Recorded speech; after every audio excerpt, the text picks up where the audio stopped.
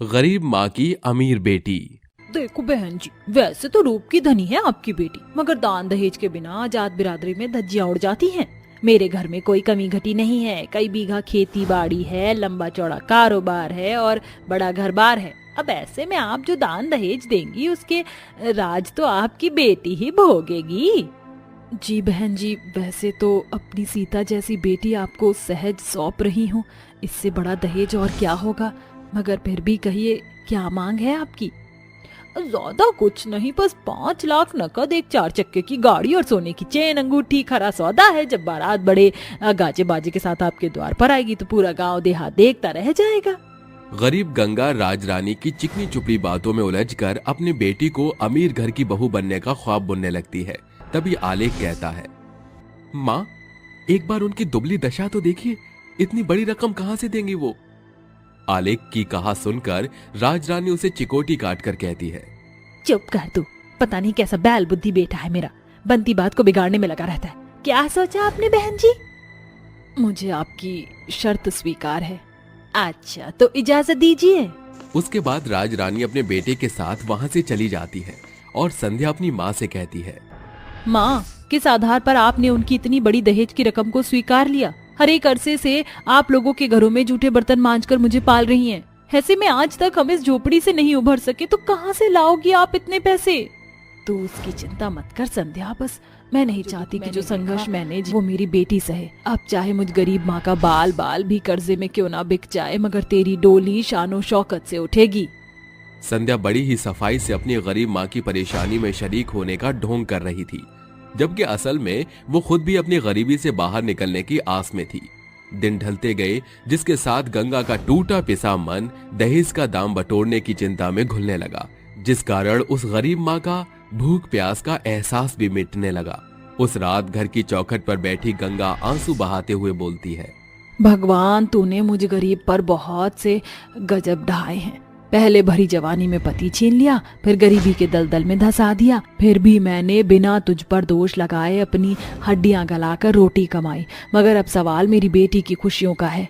तूने मेरी किस्मत कुश की कलम से लिख दी, मगर मैं अपनी बेटी की अमीर घर की बहू बनता देखना चाहती हूँ, ताकि अपनी गरीब माँ की तरह उसे लोगों के घर के जूठे बर्तन ना घिसने पड़े। कोई तो रास्ता दिखा। अपनी गरीबी को सोचकर गंगा फूट फूट कर रोने लगती है। तभी उसकी नजर अपने घर पर घिर जाती है।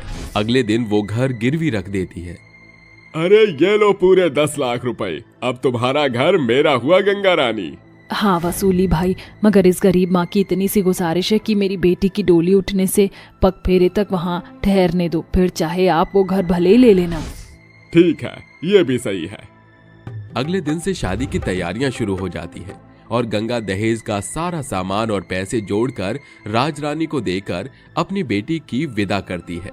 समधन जी, अपनी फूल सी बच्ची आपको दे रही हूँ, विनती करती हूँ इसका ख्याल रखना। अरे अब ये राजरानी की बहू है, ठाठ से रहेगी। अपनी बेटी को विदाई देकर वो गरीब माँ सवेरे से लेकर ढलते सांझ तक चौखट पर बैठी फूट फूट कर रोती है। इसी बीच 2 दिन बीत जाते हैं और उस सुबह एक चमचमाती महंगी गाड़ी उस गरीब माँ के टूटे फूटे चौखट के बाहर रुकती है। मगर संध्या का स्वभाव अपने पहले सा नहीं था। मेरी बच्ची, तू आ गई। तेरी ये गरीब माँ कब से तुझे छाती से लगाने के लिए छटपटा रही है। जैसे ही गंगा अपनी बेटी के गले लगने के लिए आगे बढ़ती है, संध्या पीछे सरकते हुए कहती है, अरे माँ प्लीज, ये गुड़मक्खी का खेल अब नहीं पसंद मुझे।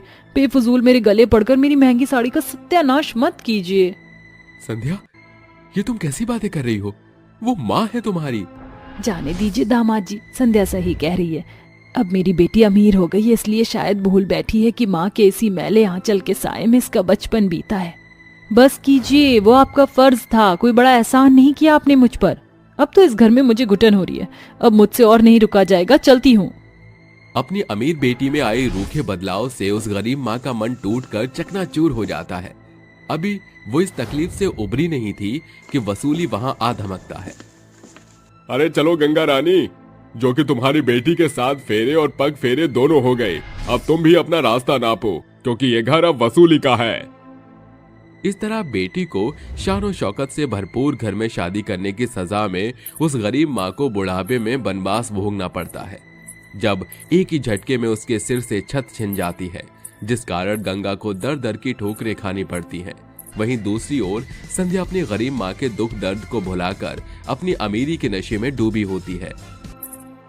आलेख, देखो फाइनली कल मैंने मेरी सबसे फेवरेट साड़ी खरीद ली और देखो माँ जी ने मुझे उसकी मैचिंग की ज्वेलरी सेट गिफ्ट किया है। संध्या, एक बात पूछूं? हाँ पूछो। क्या पगफेरे के बाद तुमने कभी अपनी माँ को याद किया? कभी वो उन्हें देखने गई? उफ प्लीज आलेख, अब तुम फिर से माँ की ममता का लेक्चर मत झाड़ना, क्योंकि मैंने ना गरीबी को बहुत पास से देखा है। वो मेरी जिंदगी का सबसे खराब लम्हा रहा है, इसलिए मैं वहाँ उन तंग गलियों में नहीं जाना चाहती। जानती हो संध्या, तुम्हें इस अमीर घर में ब्याहने की भरपाई उन्हें क्या कुछ खोकर चुकानी पड़ी है। उन्होंने भूखे रहकर पेट काट कर तुम्हारा पेट भरा, आराम करने की उम्र में लोगों के घरों में झूठे बर्तन धोकर तुम्हें पढ़ाया और तुम्हारी डोली उठने के बाद उनसे छत भी छिन गई। ये सुनकर संध्या के पैरों तले जमीन खिसक जाती है और वो घुटनों के बल जमीन पर बैठकर फूट फूट कर रोने लगती है।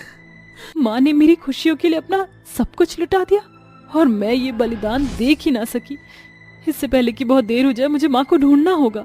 संध्या सुध बुध खोकर अपनी माँ को खोजने के लिए हर घर का दरवाजा खटखटाती है, मगर कहीं भी उसकी माँ नहीं मिलती। आलेख, मेरी माँ मुझसे रूठ गई है।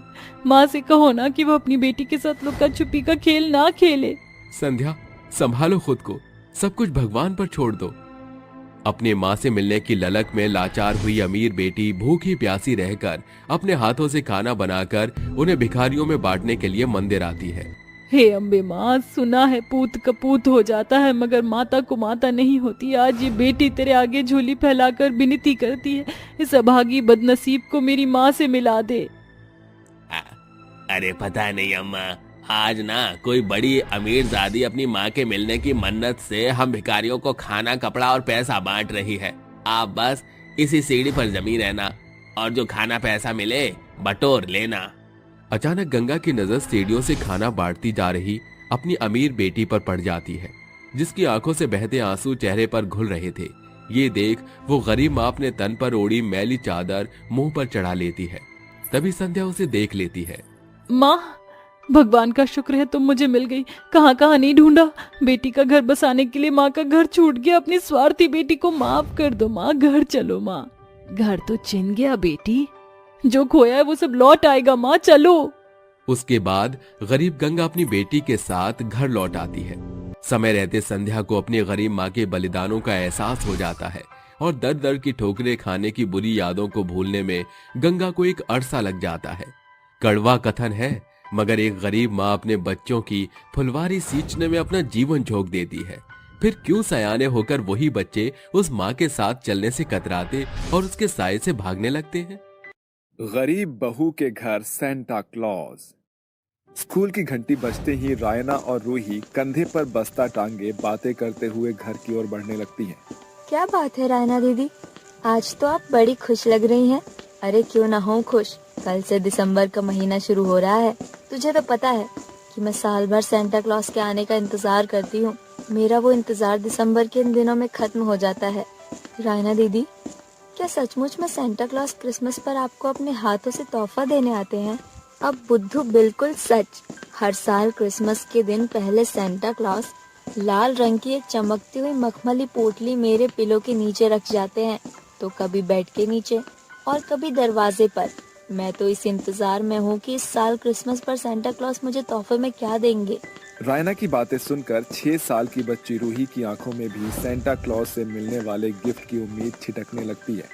थोड़ी ही देर में वो दोनों घर आती हैं। रायना और रूही गंगा देवी की 2 पोती हैं, मगर दोनों चचेरी बहनों के बीच गरीब और अमीर घर की दीवार घिरी है। गंगा की बड़ी बहू जीविका ने कुछ साल पहले ही जमीन का बंटवारा करके अलग अलग घर बनाकर अपना पल्ला छुड़ा लिया, मगर मेघा ने सुकड़े सफर में अपनी सास पर छाई गरीबी की चादर को खुद पर साथ दिया। रूही हताश होकर घर में घुसती है, जहाँ सिलाई मशीन पर बैठी उसकी माँ मेघा कहती है, आ गई रूही। क्या बात है बेटी, तेरी सूरत इतनी बुझी बुझी सी क्यों है? किसी ने कुछ कहा है क्या? माँ, मुझे पता है सेंटा क्लॉज हर साल रायना दीदी को क्रिसमस पर बहुत सारे तोहफे देते हैं, फिर वो कभी मुझे तोहफे क्यों नहीं देते? शायद मैं गरीब हूँ, इसलिए सेंटा क्लॉज मुझे किसी भी क्रिसमस पर कभी गिफ्ट नहीं देते। ऐसा कहते हुए रूही की आंखों में आंसू झिलमिलाने लगते हैं। ये देखकर मेघा अपनी सिलाई मशीन रोककर दिलासा देते हुए कहती है, ऐसा नहीं कहते बेटी, सेंटा क्लॉस कभी अमीर और गरीब में फर्क नहीं करते। तुम पहले बहुत छोटी थी, इसीलिए सेंटा क्लॉस तुम्हें गिफ्ट नहीं देते थे, क्योंकि तुम इन्हें संभाल नहीं सकती थी। मगर अब मेरी रूही सयानी हो गई है, इसीलिए इस साल सेंटा क्लॉस तुम्हें क्रिसमस पर तोहफा देंगे। अपनी माँ की बात सुनकर रूही का मुरझाया हुआ चेहरा खुशी से खिल उठता है। अगली सुबह मेघा अपनी जेठानी जीविका के घर पर खड़ी दरवाजा खटखटाती है। मेघा, तुम मेरे घर? कहो क्या बात है? जेठानी जी, मेरी बेटी बता रही थी कि राहना को हर साल क्रिसमस पर सेंटा क्लॉस तोहफा देते हैं। क्या ये सच है? ये सुनकर जीविका जोरदार ठहाका लगाकर मेघा की गरीबी की हंसी उड़ाते हुए कहती है, मेघा, मुझे मालूम नहीं था कि तुम गरीब बहू के साथ बुद्धू भी हो। अरे सेंटा क्लॉस केवल किताबों और कहानियों में होते हैं, असल जिंदगी का सेंटा सिर्फ पैसा है। इसका मतलब कि सेंटा का दिया हुआ तोहफा रायना तक आप पहुंचाती हैं। हाँ, हर साल क्रिसमस की रात ठीक 12 बजते ही मैं उसके तकिए के नीचे गिफ्ट रखती हूँ। सर्दी की उस रात बिछौने पर गरीब बहू के मन में बार बार एक ही सवाल उफन रहा था। मैंने रूही के मन में उम्मीद की लौ तो जला दी, मगर क्या मैं लाचार माँ उसकी क्रिसमस की विश पूरी कर पाऊंगी? क्योंकि संजीव की सैलरी घर खर्च में पूरा नहीं पड़ता। फिर मैं जो लोगों के कपड़े लाती सिलकर 4 पैसे कमाती हूँ, वो भी घर में ही लग जाते हैं। मगर अगर मैं थोड़े पैसे अलग से बचाऊं, तो अपनी बेटी को क्रिसमस पर तोहफा दे सकती हूँ। इसी सोच के साथ गरीब बहू सूरज की पहली किरण के साथ जाग जाती है और घर का कामकाज खत्म कर भूखे प्यासे सिलाई करने में जुट जाती है। अरे अब बस भी कर मेघा बहू, सवेरे से सिलाई में आंखें फोड़ रही है। रात ढल गई है, थोड़ा तो अपने शरीर पर तरस खा। बस माँ जी, थोड़ी देर और, आप जाकर सो जाइए। ये कपड़े मुझे कल कस्टमर को देना है, इसीलिए अभी भी पूरा करना पड़ेगा। उसके बाद गरीब लाचार बहू के हाथ सिलाई मशीन चलाने पर लग जाते हैं। अगली सुबह रेखा नाम की एक रईस महिला उसके घर आती है। अरे मेघा, मैंने जो कपड़े सिलने को दिए थे वो सिल गए क्या? हाँ रेखा मैम साहब, ये रहे आपके कपड़े। अरे वाह मेघा, सिलाई करने में तो तुम्हारी हाथों को महारत हासिल है। एकदम शोरूम के जैसे सूट बूट सिला है तुमने मेरे बेटे के लिए। ये रहे तुम्हारे पैसे। शुक्रिया मेम साहब। वैसे मुझे आपसे एक मदद चाहिए थी। अगर किसी को भी कपड़े सिलवाने हो तो आप उन्हें मुझ गरीब बहू के घर का पता दे दीजिएगा। हाँ हाँ, क्यों नहीं मेघा, इतनी मदद तो मैं तुम्हारी कर ही सकती हूँ। रेखा ने अपने रिहायशी एरिया में गरीब बहू के सिलाई बुनाई के काम की बढ़ चढ़कर तारीफ की, जिसे देखकर अब औरतों ने मेघा को ढेरों कपड़े सिलने के लिए दे दिया। ये देखकर गरीब बहू गहरी सांस भरते हुए बोलती है, भगवान का शुक्र है, अब इस कपड़ों को सिलकर मैं अपनी बेटी के सेंटा की विश पूरी करूंगी। गुजरते दिन के साथ गरीब बहू लगातार मेहनत करती चली जाती है। आखिरकार उसने क्रिसमस के 3 दिन पहले अच्छी खासी रकम जोड़ ली थी। माँ, आपको याद है ना, 25 दिसंबर में सिर्फ 2 दिन बचे हैं। सेंटा मुझे तोहफा देने आएंगे ना? हाँ रूही बेटा, तुम्हें ढेरों तोहफे देंगे। अभी तुम स्कूल जाओ। इसके बाद रूही और रायना स्कूल के खातिर निकल जाती हैं। क्या बात है रूही, आज तू बहुत उछल कूद रही है। हाँ रायना दीदी, 2 दिन बाद क्रिसमस का दिन है। माँ ने कहा है इस साल सेंटा क्लॉस मुझे भी क्रिसमस का तोहफा देने आएंगे। उस रोज जब गरीब बहू पैसे लेकर गिफ्ट खरीदने जा रही थी कि ये गरीब भिखारिन गोदी में बच्चा और आंखों में आंसू लिए मेघा के आगे हाथ पसारते हुए कहती है, मुझ लाचार की मदद करो बहन, मेरी दूधमुही बेटी को जाड़े ने जकड़ लिया है। मुझ भिखारिन के पास एक खोटा सिक्का नहीं है। अगर डॉक्टर को नहीं दिखाया तो मेरी बेटी मर जाएगी। ये सुनकर मेघा का कलेजा कचोट उठता है और वो अपनी मुट्ठी में बंधे पैसे उस भिखारिन को दे देती है। ये लो बहन, जल्दी जाकर अपनी बेटी को डॉक्टर से जांच पड़ताल कराओ। भिखारिन के जाते ही जीविका उसके पास आकर कहती है, वाह रे मेरी दयावान देवरानी, अपनी बेटी के गिफ्ट के पैसे तो तुमने इस भिखारिन के झोले में डाल दिए। अब कहाँ से लाओगी तोहफा? सर्दी की उस रात गरीब बहू सारी रात बिछौने पर करवट बदलती हुई बिहान कर देती है और 24 तारीख की रात ढलते सर्दी के सन्नाटे में दरवाजे से आ रही एक खड़खड़ाहट मेघा के कानों में पड़ते ही वो उठकर दरवाजा खोलती है तो उसकी आंखें झिलमिला उठती है। वो देखती है कि एक चमचमाते हुए रथ पर, जिसके आगे की ओट पर हिरन बंधे थे, उस पर सवार सेंटा क्लॉज लाल रंग के सेंटा की ड्रेस पहने हुए थे। उनके सूरत पर लहरा रही मखमली दाढ़ी उनकी शोभा में चार चांद लगा रहे थे और चारों ओर चांदनी छिटक रही थी। तभी गरीब बहू के घर के आगे से गुजर रहे सेंटा क्लॉज ने एक लाल रंग की पोटली बहू के दरवाजे पर फेंकते हुए कहा, मैरी क्रिसमस। जैसे ही मेघा वो लाल मखमली पोटली खोलती है, उसमें सैकड़ों सोने के सिक्के चमक रहे थे, जिसे देखकर मेघा की आंखों से खुशी के आंसू बरस पड़ते हैं। अगली सुबह, माँ, क्या कल रात सेंटा क्लॉज क्रिसमस का तोहफा लेकर आए थे? बोलो ना माँ। नहीं रूही बेटी, वो सेंटा क्लॉज बाकी बच्चों को तोहफा बांटने दूसरे गांव गए हैं। तुम अभी स्कूल जाओ, तुम्हारे आने तक सेंटा तोहफा दे जाएंगे। नन्ही रूही आंखों से आस बांधकर स्कूल जाती है और मेघा सेंटा क्लॉज द्वारा दिए गए पोटली से एक सिक्का लेकर उसे सुनार को बेचकर अपनी बेटी की खातिर एक सुंदर सा फ्रॉक और ढेरों चॉकलेट लाकर उसके तकिए और बिछौने के नीचे रख देती है।